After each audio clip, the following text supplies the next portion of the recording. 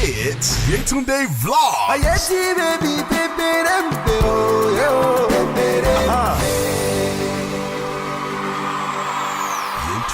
Vlogs. Hi and welcome to Yetunde Vlogs. My name is...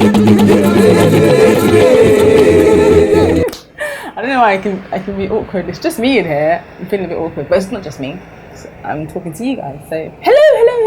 I feel like I'm getting used to being in front of the camera again, even though I'm normally there, but it's been a while on my channel, so anyway, I'm here. Hello, hi, how are you doing? Hope you are well. Welcome to my channel. If it's your first time, don't be shy, join the YouTube fam, hit the subscribe button and hit that notification bell. So you know when I've got a new video up. Exactly, so that's it. All right, then let's get into it. So every now and again I get a few messages just in regards to things that I talk about, asking me for advice about certain things. I always like to make sure that people know that I am by no means an expert, but I'm always willing to share my experience and to share how I handled things. So that's what I want to do today. But I wanted to share this particular topic with you guys and shed some light on it from my point of view. So I got a message from a young lady. She said, "Hello Yetunde, good afternoon. I should have sent this mail a long time ago, but just not used to this. First off, you're so beautiful in and out." Thank you. And we met at the Moremi play in December.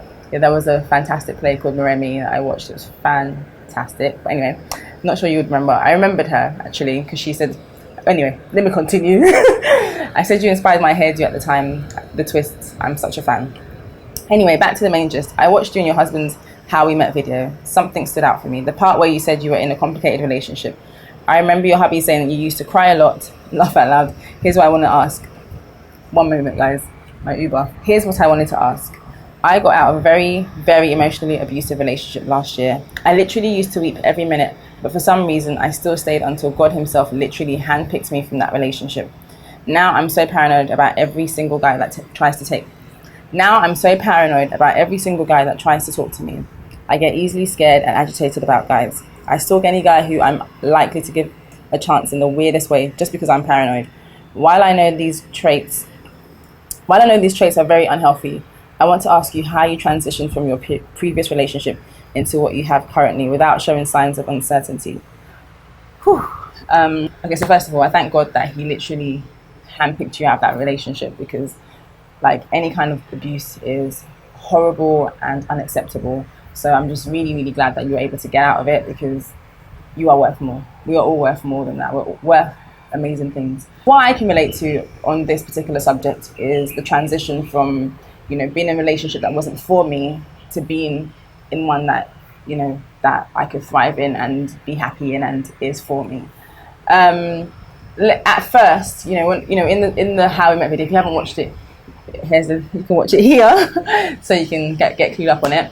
But basically, we talked about how we met and everything, and I had a lot of confusion actually when I first met my husband, because I still had, the person I was dating, I still had them on my mind and everything, even though at that time we were going through a lot of things and we weren't really dating. So there was a period I was actually hanging out with my husband and just hanging out. But for me, I saw him as a friend and whatever, but obviously I knew he liked me, but I just wanted to get my mind off that relationship.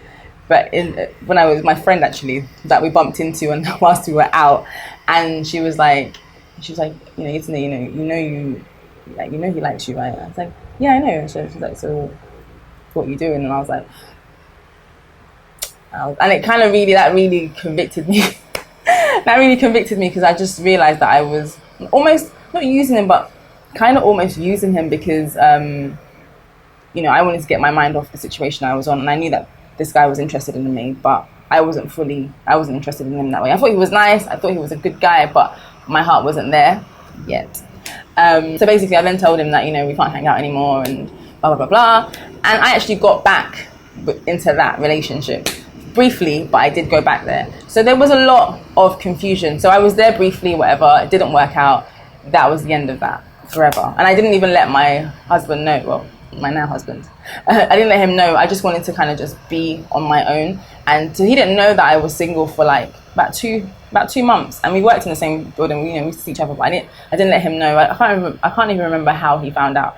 But I just needed that time, that space to be myself, and I didn't want to be with anybody. Like, I'd gotten to that point where I just felt like, you know what, I just need to be on my own with God. Like, I don't need to be with anyone. I don't need to be around anyone like of the opposite sex. And in that way, I just needed to be with God. And I just kind of took that time out, and I joined choir at church, and I started doing more stuff at church and everything. I was really part of choir, but I took it more seriously. I just threw myself into other things, spent more time with my friends, and just did more things with my friends, and just tried to remove myself from thinking about, being in the position of thinking about how lonely I felt, how bad I felt, and just focusing on other things. And that really, really helped me. One, it helped me to kind of get to a point of clarity. I needed to know that this was the reason why this relationship didn't work,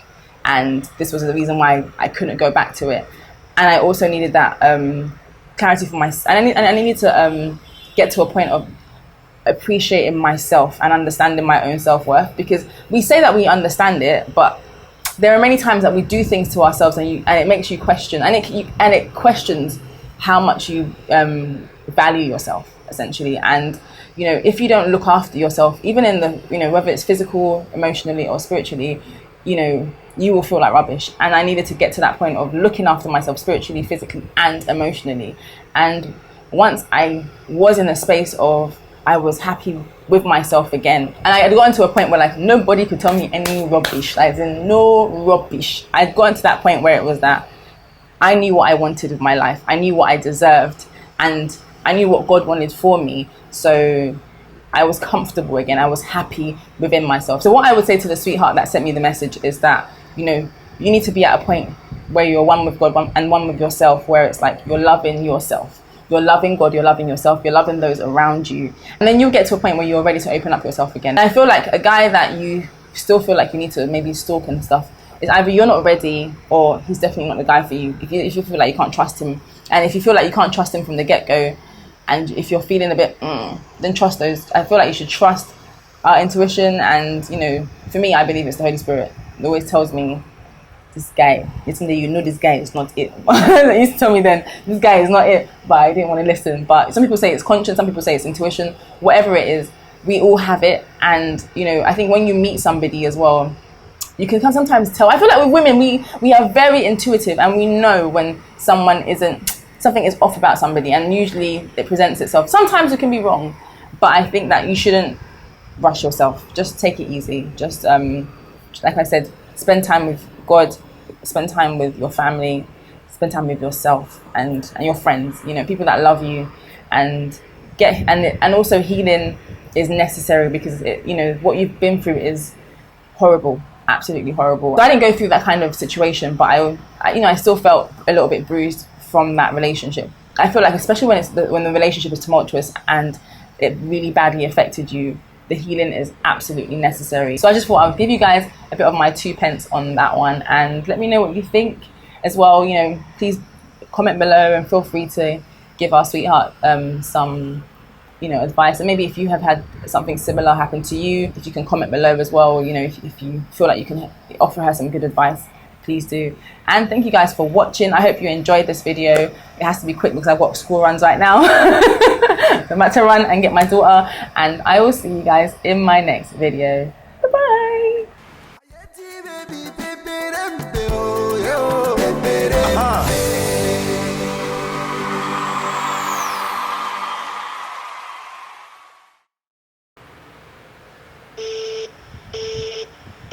I don't know why he's not picking up his phone.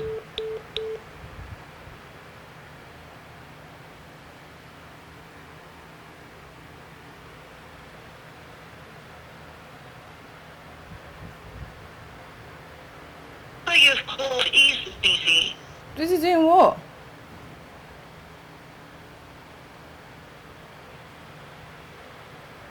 Number you've called is busy. To send an Insta voice message at regular call charges, please stay on the line.